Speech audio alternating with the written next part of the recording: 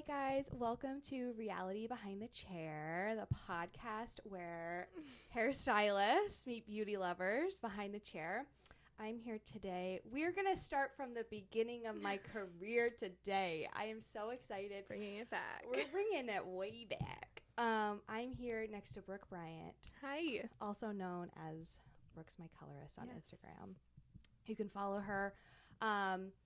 And we're at Meraki Hair Studio. Yep, in Wyndham, Maine. Maine. And it's a beautiful space. Thank you. So cozy. We're in the photography room. It's gorgeous. Like, I kind of want to just, like, take a nap on this couch. You can. You might find me here during break. I mean, girl, I would too. Okay, so Brooke and I, we started together. You were hired at a salon. Yes. And I think I came along 6 months later. Mm-hmm. So at the salon that we worked at, they were specialized. So yep. You did color and I did cut. And you were my partner. And we were partners. We lived a whole life together. We really did. Yeah. We really did. And now look at us. Would you ever expect this? Like, no. Whatever. No. How long have we been doing here? 6, 7 years now? Yeah. Really long. A really long time. I can't believe it. I think about it often. So that's why when I had this idea, I was like, Brooke, you gotta be my number one, so that we could talk about all these funny stories. Yeah. Okay, so we're just gonna hop right on into it. So tell us about how you started in the hair world. Did you have like an aha moment when you were younger? Honestly, yes. So when I was in high school, I feel like they did this thing where you had to walk across the stage, and when you walked across the stage to graduate, they would say where you were going to college. And I was so scared that it was going to say I was going to hair school. And I literally remember telling my mom, I'm not going to hair school. Like, I have to go to college. I'm going to go get a business degree, and then I'll go to hair school, because I was so afraid of what people would think of me with them saying, at the time I was going to Cosmotech. They canceled. Wasn't like literally 2 weeks before I started. Shut down, yeah. It's fine.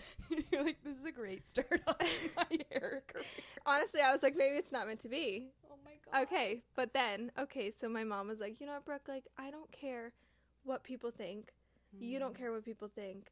It's going to be 2 seconds and the next person's going to come and they're going to say where they're going and no one's going to remember. And I was like, okay, like, you know, she is like my favorite person in the world. So I was like, okay, I trust you. So I go to hair school.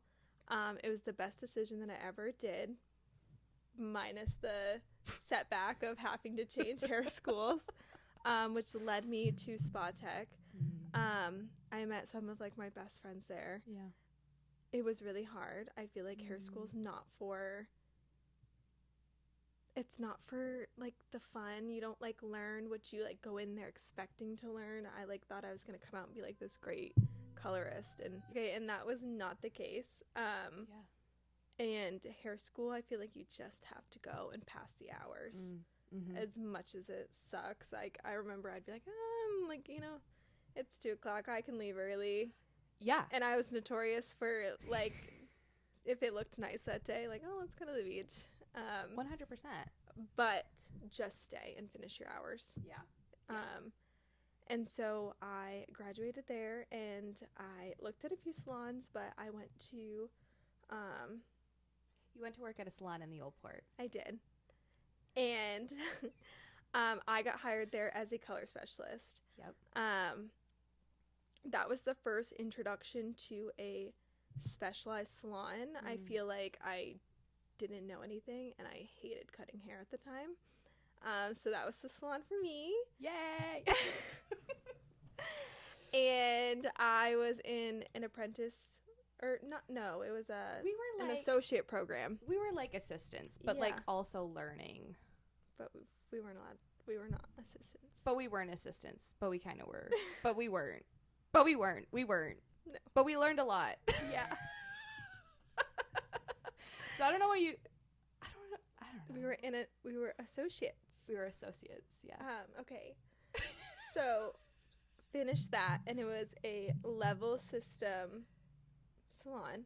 Yep. However, you came in like 6 months. I came in 6 months after you got hired. And you were my cutting partner. And I feel like this is where our career took off, because without you, I feel like I wouldn't be where I was today, because we did so many things together that like built our career, whether we work together now or not. I feel like people know, you know, me without you or you without me. Like they connect us together still. Years And we later, still share clients. we still share really clients. People, but like also we still have clients when we were like associates, like giving out free colors and haircuts. So fun. And like to the girl or to the people who are like in that hair we school, harassed.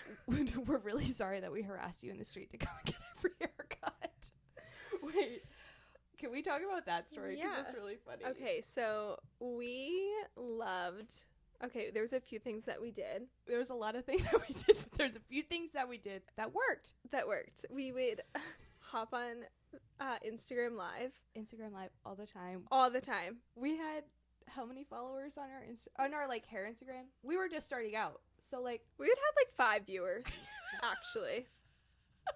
And we loved it. People. It was the same people, probably our moms. And then 3 randos. You know? Yeah, shout out to Vicky and Lisa.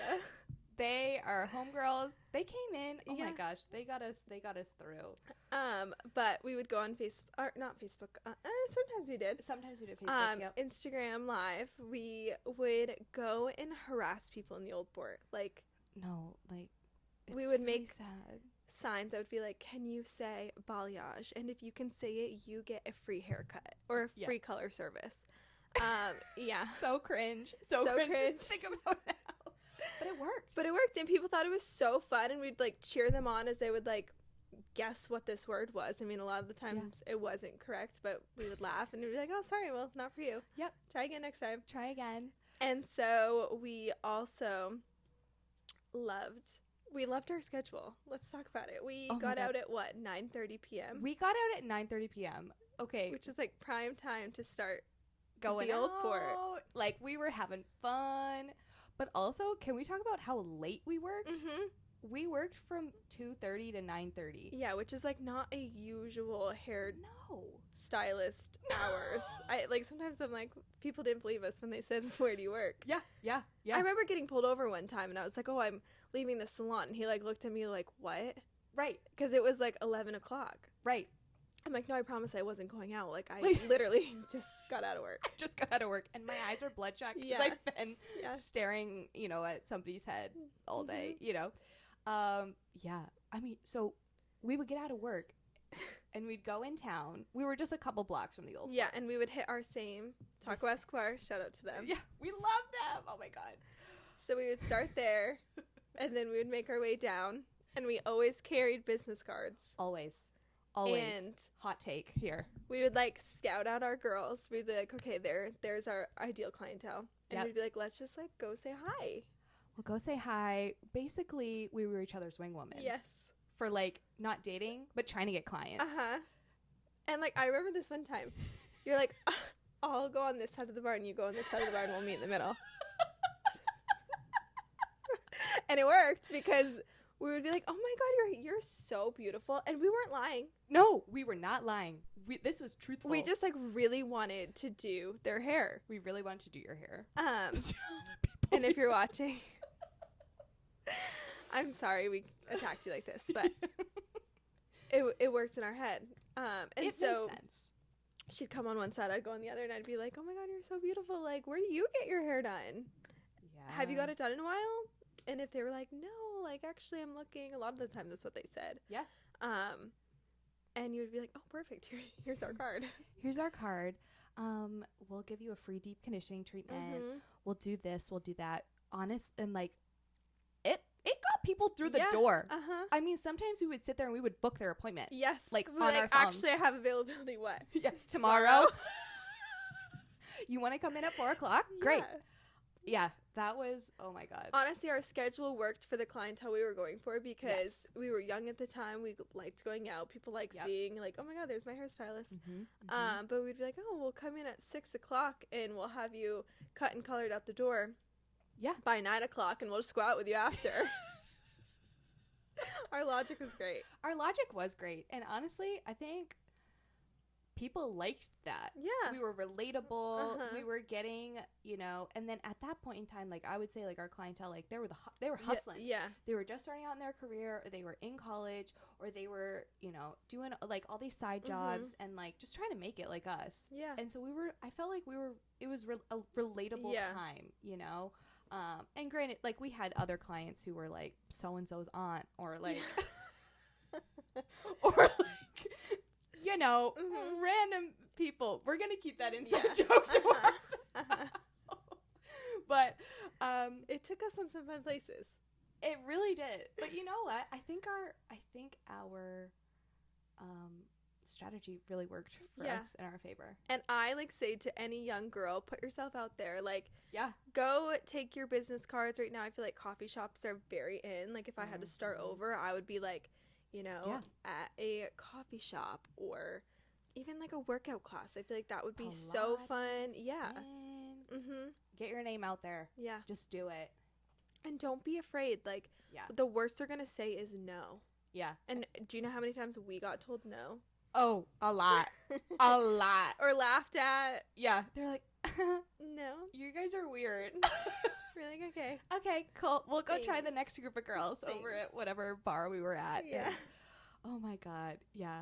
Oh my gosh. I just think back and I'm just like, wow. Like we just laughed at this situation. Like we didn't have a care in the world, but we had a good time. Yeah, we did. Honestly, I think back to like if we took out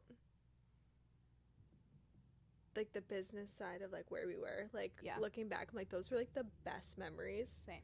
Like I loved them. Like golden years. Like I think I'm like, wow. I lived a whole different life. A whole different life. I'm a mommy now. She's a mommy of two mamacita babies. She's a mamacita. Oh my God, the most beautiful babies I've ever seen. Thank you. Yeah, no, I love them. Okay, so let's continue. Like, so we worked together for a couple of years. COVID hit. COVID was weird. Do you remember wearing a hazmat suit? Basically. No. Basically, this like led me into why I wear glasses now, because we had to wear those like clear things, and I'm like, well, my vision already sucks, so I can't see through. So now I wear glasses now, but that's why. It suits you. Because we had the glasses. We had a shield. You had to wear a shield. Gloves, no matter what. A jacket. Yeah. We had the like lunch lady apron. Yeah. Oh, that's what it was. Yeah. And what else did we have to do? We just sanitized in between. I mean, I think it was great that we sanitized in between each client, but like, I think my hands were burning. My hands were burning. I had like, we all were breaking out, like on our hands. Our faces were all broken out. Like, health wise, I think it was great that we were sanitizing everything, but like, I think we suffered a little bit being around all those chemicals. And it was like day. hard to like, I don't know, do a full balayage. Like, I don't know, you get hot. You get so hot. You can't even touch the hair. Yeah. Like, you don't know what you're like touching. Like, it was like, this is weird. Like, I couldn't like do like I don't know. Like, I felt like COVID was hard. were like really bad. Anyways, not really bad, but you know what I mean. They suffered a little bit just from using gloves all the time. And then so COVID hit, and then you had this opportunity. But like, so what, a year I remember just being like, I wasn't happy. Yeah. I was searching for something. I didn't know what I wanted to do. Our owner, Allie, I knew from hair school. She was a little like older. She went to high school with my husband, and I just remember her reaching out to me being like, I really want you to work here. And I was like, oh, I will. I'll think about it. And I just like was so scared because like, you know, at our previous salon, they were just like, you know, they really drove being a specialist salon, and that's where the industry was moving. And I think that they were one of the first in Portland to do that. Yeah. And so I just had so much fear that I would never be successful if I left there. And so I remember one day she texted me and she's like, I just ordered your salon booth. I ordered your chair. You're going to start on like in 2 weeks. How's that sound? And I was like, that was like honestly the push that I needed because I wouldn't have done it myself. Yeah. So thank you, Allie. Shout out to Allie. Yes. And so she ordered my stuff and I started here, and I was a nervous wreck. I remember just like being like, did I make the wrong decision? And obviously like I had the best relationships with my past salon, and I will never knock that. They were great. They treated me so great. Yeah. I had like the best relationship with you. Like that was a heartbreak in itself. Yeah. I remember telling you, and you just like I bawled hysterically cried, and I was like, I don't know what to do. I know, you were like, I gotta go though. Like I don't know. Like I had to go. Like and I was like, what am I gonna do without you? I know. I wailed. It was really sad. And so I started here, and it was like the best decision that I ever did for myself. At that time, I was a mom. I had my son at the older salon, so that was like a different transition too, because we had set hours. And so working, I pretty much switched my schedule to 8:30 to 2:30 at the time.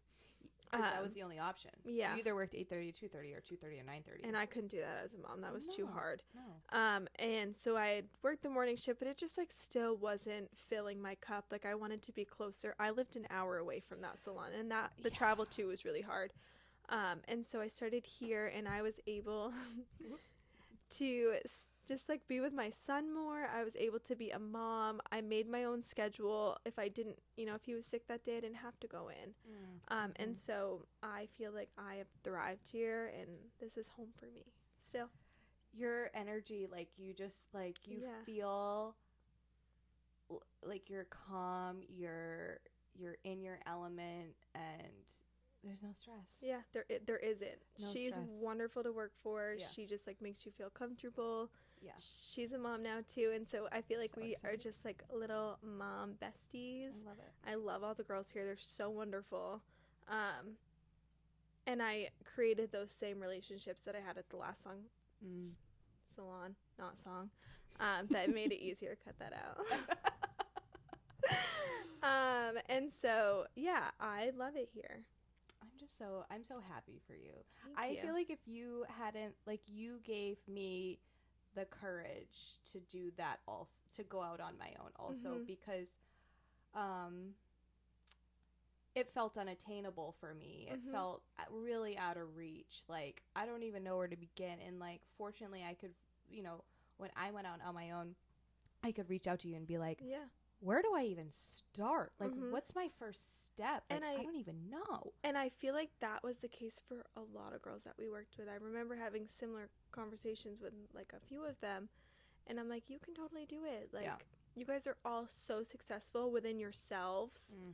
I actually feel like Clientele was easier for me being on my own. We were all trained the similar ways. We're all different people, but we were trained the same. And at that salon, like, if you couldn't get in with, like, you or me, they could go with somebody else. Right. And that was, like, wonderful for the clientele. However, like, for us personally, that was a little bit hard. Agreed.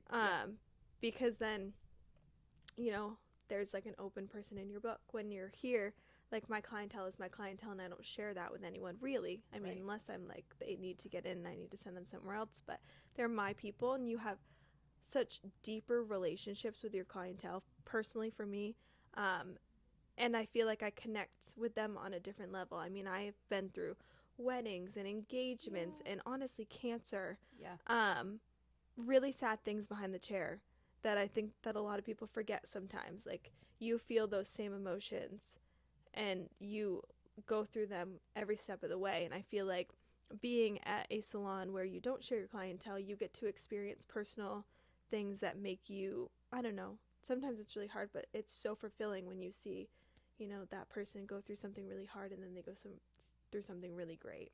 100%. So I love it here, and I don't think I would ever go back to being a commission. No. Yeah, booth rental. I think once you go booth rental, it's just, there's a lot more freedom. Yeah. There's a lot more freedom. Okay, so we were just chatting before this, and I feel like you honed in on your, like, even niche of color specialty, like a year to 2 years, like, behind the chair. We did a lot of balayage at the last salon, and I just felt like foiling was so fun for me. And so I feel like I started it there, but when I came here, I felt like I really tried to learn the technique of foiling and, you know, those lived-in bright blondes, and I feel like that's my favorite thing to do. I actually was terrified. We didn't do a ton of low lighting at, like, the last salon, or at least for me, I always had a clientele of, like, big bright blondes. Yep. So the first time, like, you know, you really start to do it, especially on your own, I was like, oh my God, what did I just do to this person? You blow dry them and it's like magically amazing. And I was like, oh, okay, I got this. Yeah. And so I loved lived-in blondes. If you're a lived-in blonde, come see me. And it's, I think even like seeing you on social media, like you're I used to be really good. I'm really not that great now. I feel like I need to be better. And I always like post, I'm like, oh my God, I'm going to hold myself accountable. And then I like ghost Instagram for a while. Totally.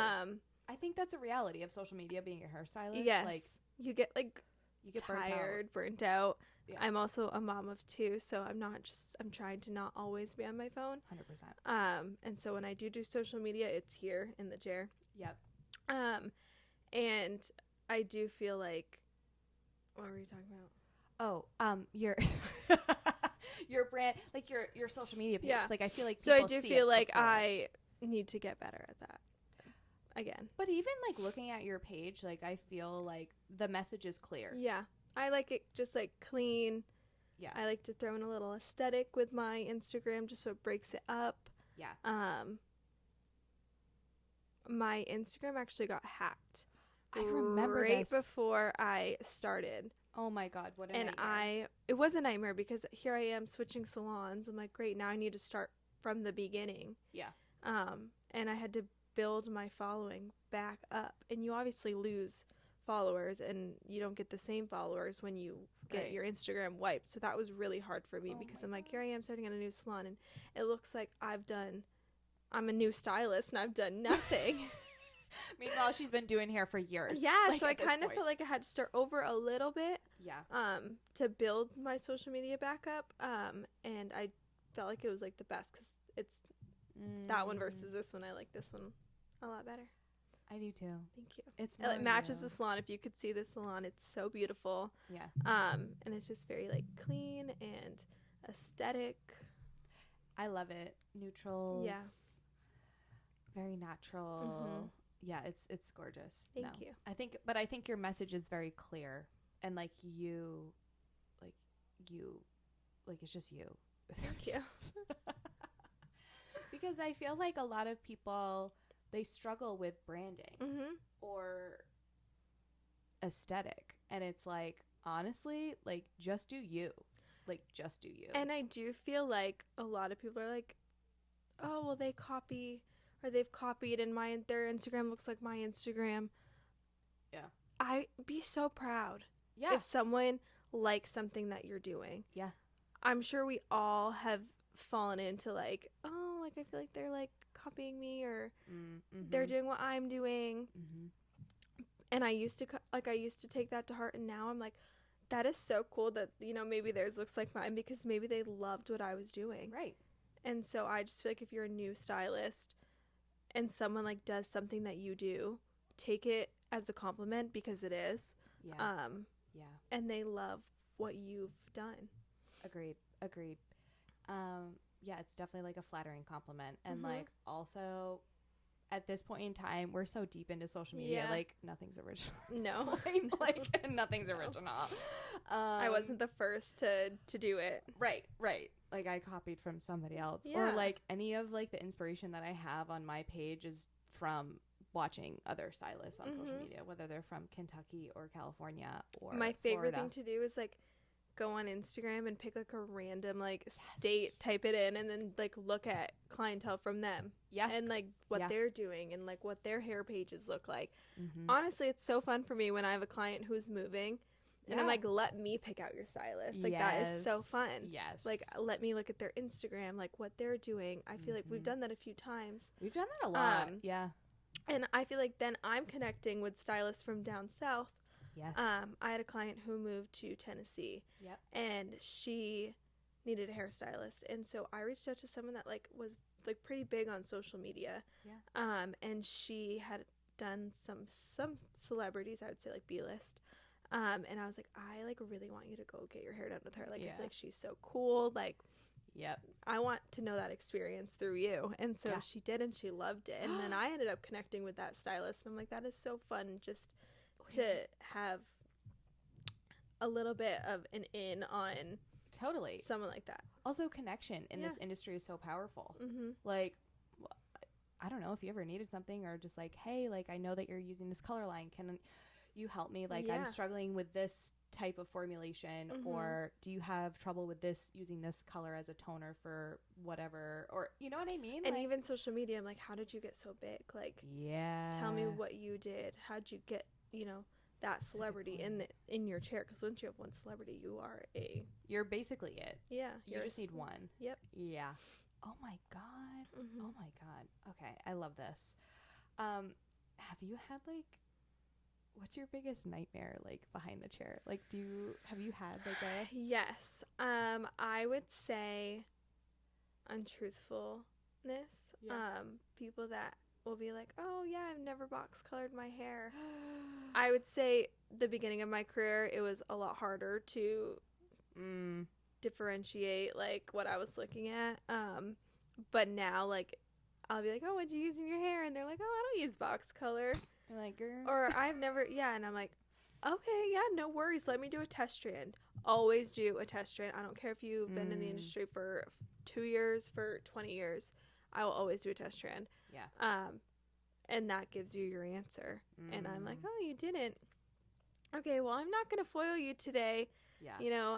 I'd love to do a toner on you. I think that would make your hair, it gives you something. But in my head, I'm not going to call you out, but I can tell that there's something in there. Just be truthful. And honestly, usually I'm right. Yeah. I know that I'm right. Yep. Honestly, that just kind of saves your butt too. Mm-hmm. It does. All their hair could fall out. You don't know. Box color is something that's like, oh my gosh. Box color, like home bleach, integrity of the hair. We look at it all. And so I would say my biggest nightmare is trust your gut. Yeah. And don't do something that you're not comfortable doing, because it could save you in the end. Because I've seen it happen before. Damn. Mm-hmm. Oh my goodness. Oh, things that we learn and go through behind the chair. We kind of touched upon this a little bit earlier, but what's been your proudest moment thus far in your career? I would say, honestly, just switching to being a self-employed stylist. Yeah. Especially with kids. Yeah. My kids are my favorite thing in the entire world, and I put them above anything else. And being able to do that here is my proudest moment, because I can be a mom, be a present mom, and still do what I love and be passionate about it and make those strong connections with clients and still have my family. I agree. Oh, I'm just so proud of you. Thank you. I'm so proud of you. You led the way, girl. You led the way for me. You were beside me. Yeah. I didn't do it alone. Oh, I love you. What would you tell your younger self going through hair school? How'd you get through it? Just go. And it's literally to pass boards. You're not there to learn anything. Anything that I know now is not from hair school. Go and just do a ton of education on your own. Yeah. Honestly, I will never bash someone for going to a commission salon. I think that you are very smart to start out that way. Agreed. I think that starting out that way, you get a ton of free education. Mm-hmm. You get help building your book. Mm-hmm. And I think really that's the smartest way to go, because I've seen people who have come out of hair school and work on their own, and they really, it's hard and they struggle. And we were hard and we struggled, but we also had support, which I think helped. Yeah. And so I would say definitely, going that way. 100%. Yeah. I feel like we had structure. Mm-hmm. We had goals that we had to hit. We had to have all these things, and there's the side of things where you look at that and you're like, oh my God, I can't believe you have to pull in that much money for retail and sales and go to that much education. We were in a class once a month, sometimes twice a month. Sometimes. And then we would do a big week where we did classes from morning till night. Yep. And that was incredible. We learned so much. So much. And I'm so thankful for that salon because they really did put me where I am today. Same. And I learned what I could have never learned in hair school. Yeah. So going out on my own, if I had just left hair school and done that, I probably would not be where I was today or know what I know now. Yeah. Because they've really, really helped me. Yeah. Yeah. Same. It was, And props to the people that leave hair school and just do it on their own because that's incredible seriously. too. That's also, I would just love to be a fly on the wall. Honestly, like those early days, just because there were some days we had no clients, but then we just make like TikToks We- in the bag. we made videos. Oh my God.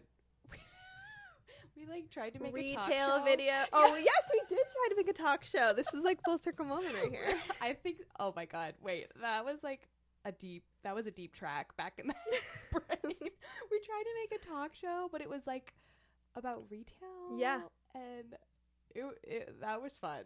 That was a lot of fun. To our 3 viewers and our moms. And our moms would oh my God, I loved it so much. Also, can we talk about what we used to do to their hair? Oh my God. And them trusting. God bless. This is how I knew I needed to go to a specialized salon because I remember this one time my mom was like, "Can you cut my hair?" And I was like, "Yeah, I'll give you a haircut at home." No. My poor mom. No. She asked for a trim and literally her hair was probably down to here and it was above the shoulder and she went to grab her hair and she was like, "Where did it go?" And I'm like, "I'm so sorry." No. Oh my and God. she was like, "You're going to hair school. What do you mean you don't know how to cut hair?" I'm like, literally my brain's not doing that. I can give you a good color, but I don't know how to do that. Yeah, no. So when I found that this salon told me that I could only color and I didn't have to cut, I was all in. Yes. And now that I am not what am I, Margaret? I'm a generalist. You're a generalized Thank you. A generalized stylist. I actually will never go by that. I will never say that. She's actually really, I don't think you are. I think I am a color specialist that will give you a trim and a good haircut. But if you need a bob or a pixie or anything that's super specialized, I'm like, go to Margaret. I love you. Oh my God. Yeah. Margaret has actually sent me 2 haircuts the past month. 2 people have reached out to me. No way. And was like, "Margaret sent me for a color and a cut." And I'm like, "Okay, thank you." Let me praise the ground. If you're watching this, I promise it's good. It's good. But wait, yes, no, I have been sending. Yes. Mm-hmm. I think because, they're in You're the area. Wait, did I actually do that? No, I did do that. I definitely did do that. Wait, that's amazing. I love it. Thank you. Okay, so let's go into, for all the beauty lovers who are listening and watching, what's a tip for someone struggling with their hair at home? I always say, especially because I work with color clients, washing twice. I always say shampoo is very important. The first time it's going to clean your hair. The second time it's going to do what the shampoo says it's going to do. So having a good shampoo that also makes your color last longer. You can go longer in between visits. And I know there's a Pantene praise on TikTok right now. I'm like, please run. Please don't. Please don't. I mean, I cut hair, but even so, I can feel the film. The buildup. The buildup is like no other. Yeah. So if you're gonna use store-bought, just please don't pick that up. No. And just ask for what we would recommend. And I love giving recommendations of all price points. I can recommend you Redken, or we can go somewhere higher, and I would always recommend Kerastase. But just having a good shampoo at home that you can trust, that also helps me do my job. Because you are paying. I mean, for those at home, you're paying to get a lot of money to get a service done, and if it's because you're $7 or whatever bottle of shampoo, it's because of that. I would say toss that shampoo, girl. Don't use that shampoo anymore. It's not worth it. Um, So yeah, a good shampoo. cool. Good shampoo. What's a must-have hair tool for people at home? I am a sucker for a good blow dryer and a curling iron. I was gonna say I always curl hair. I love curls. Curls are just they make people feel so beautiful. They do. One thing that we had to do at our last salon is they had to pay extra for curls, and I just don't like that. I'm like, I like don't do that. to start Yep. from start to finish, and give them, because people honestly struggle still with how to curl hair, and I constantly have people. I'm notorious for turning them around because I like the big reveal. Same. But they're always like, teach me how to do your how to curl. So I'm always like, okay, let me start. And curling hair is it's hard. It is hard on People yourself. are like, oh, I've never met someone that can curl that fast. But I'm like, if I couldn't do this, and this is my profession. Right. But it is hard for people. And so I feel like a good curling iron and just coming in, I tell people, if you want to book a consultation and use that amount of time, or even maybe longer, to let me teach you how to style your hair, how to properly wash your hair, how to curl your hair, I would be happy to, because I feel like that is something that a lot of people struggle with day to day. Yeah. Agreed. And, it takes time. It takes a lot of practice on yourself, too, to, get it at home. So, for those at home, don't beat yourself up. It's okay. We want to teach you. Yes. Do you have a favorite hair product? I am a tried and true Kerastase VIP. Yes. It is so good. The smell, the consistency, the volume, texture, the volume. That is so good. A walking perfume on your hair. I still have clients that are like, I put this on and people compliment my perfume. I'm like, oh, it's literally my hair. I love that. Yeah. So if you can get your hands on VIP, go for it. It's addictive. Mm-hmm. It's for sure addictive. What's the most overrated thing you think that's trending right now? Oh goodness. I'm gonna go with Monet. Yeah. Or any shampoo by a brand that's similar to that. Yeah. I've seen clients come in and they're using a form of shampoo that's from a brand that they're like, oh my god, I'm selling this to other people, and I'm like, girl, like a pyramid. Half your hair is in your brush. Yeah. But then it's true. scary. It's scary. Yeah. And I'm like, oh my gosh, please don't use that ever again. No. And they trust, and they're like, wow, my hair is 10 times healthier. And I get wanting to start a business, but start a business that you can feel really confident in and use it and trust what you're using, because some of the things that I see out there, I'm like, oh. Agreed. I'm like, that you can't trust. Yeah, no.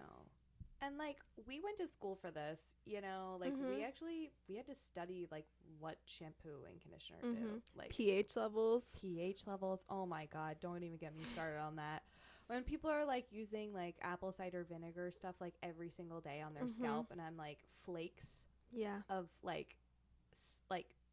dandruff. I don't know, it's just flying. It's a thing. So please just ask. Yeah. We'll give you answers.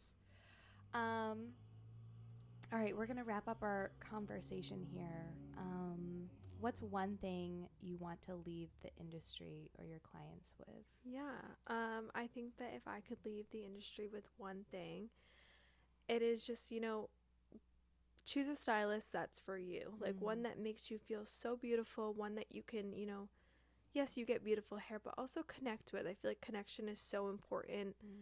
I feel like I have the best connections with my clients. I just ride for them. I cheer them on. When I had a bride this past week and get married, and I'm like, I have her sister too, and I just feel like watching my clients succeed is the most important thing. Yeah.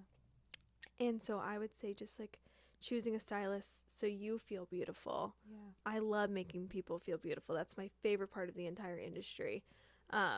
Is I get to go to work and have fun. Yeah.